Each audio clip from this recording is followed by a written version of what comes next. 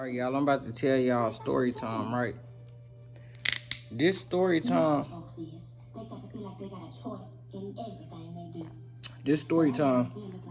is about how me and my homies made $1 million when we was young. I was 17.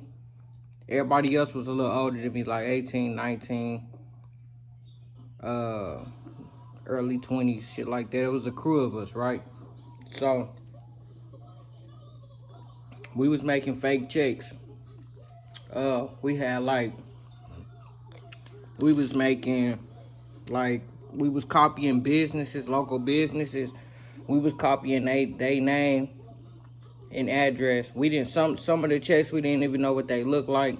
We'd just put the business name on the top left corner, and we designed it different kind of ways, and we'll put a bank name depending on what route number we use and stuff like that. Sometimes we'll find people who worked at some of the local businesses. When they got their paycheck, we'll give them a certain percentage and they'll give us a copy of the check. So after that, we would take the route numbers, the account numbers, and we would look at the check sequence as far as like how many numbers is on the check number, because the check number identify who it was issued to. So we'll bump it up, you know what I mean? We'll bump it up a whole lot. So like say the check number had like 7 digits and it was like 8, 3, 4, 5, 007 something, we'll switch it to like 8547003 or something, just something crazy, you know what I mean? So we'll do that, and we'll take people to go bust the moves, you know what I mean? So what we would do, we'll take people to go cash the checks at like Walmart or other local little check cashing places or little grocery stores that had like a certain fee. You know what I mean? We'll call them, depending on how they answered our questions, we'll know if they was green or not. You know what I'm saying? This is something we did every day. I'm talking about non-stop for like 5-6 months on the just going on the gas. And we ran up a little bit over a M. The feds came, but, before I get to that, you know what I'm saying, what we would do is we'll find people. We had a crew of people that'll find people. So, I come from the trap. I come from the trenches. So I used to use all the people that used to buy crack and weed from me, and I had them to put their name on there and go bust them. You know what I'm saying? And then all my homeboys, all the people that they knew, you know what I'm saying, they'll find people. Some of them wouldn't even be crackheads. It'll just be their baby mama or they self or their brother or sister. You know what I'm saying? We just had a whole crew of people that was busting checks for us. You know what I'm saying? And, we ran up an M doing that. I remember before the feds came, one day, we had made like 110,000.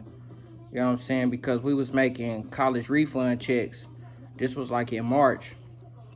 Around March or something, or 2006. Yeah. And we was making checks. And we was sending people into check cashing places. What we did was we set up a phone line, a fake bank phone line. We set up a bank line so it'd be listed in 411 whenever they like looked up the bank and like did like a 411 phone reversal on the phone number, it'll show up as a bank. And then when they called the bank was forwarded to a cell phone, and we'll just verify the funds. So we'll make a college refund check. We set up a college like that too, a phone line. That way it'll be in directory assistance.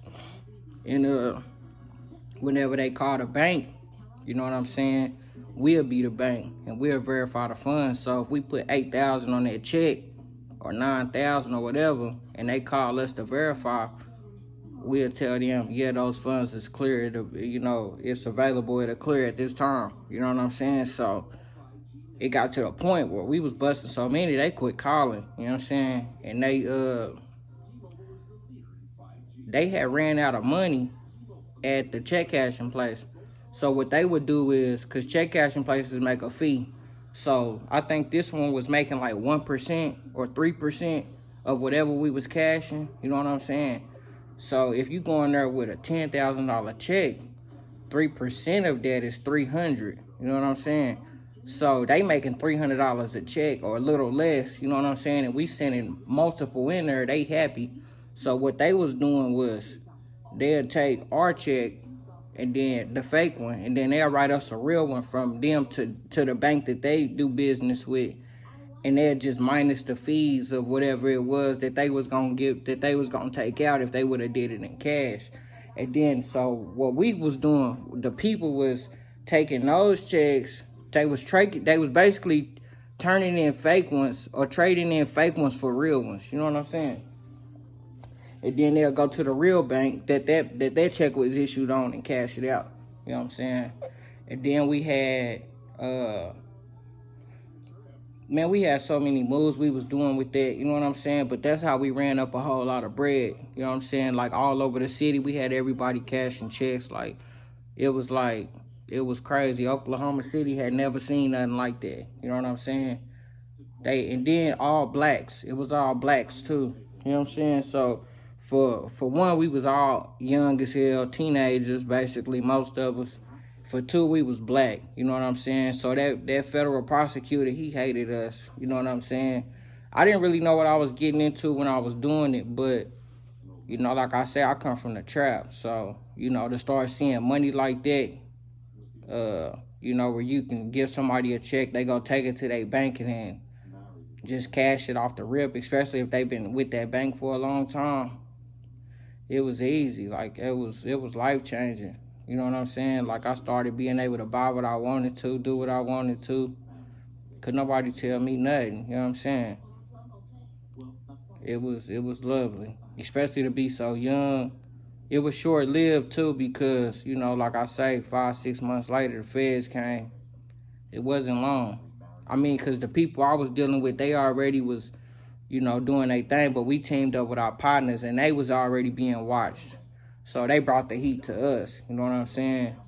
They had did some shit. They wasn't using magnetic ink.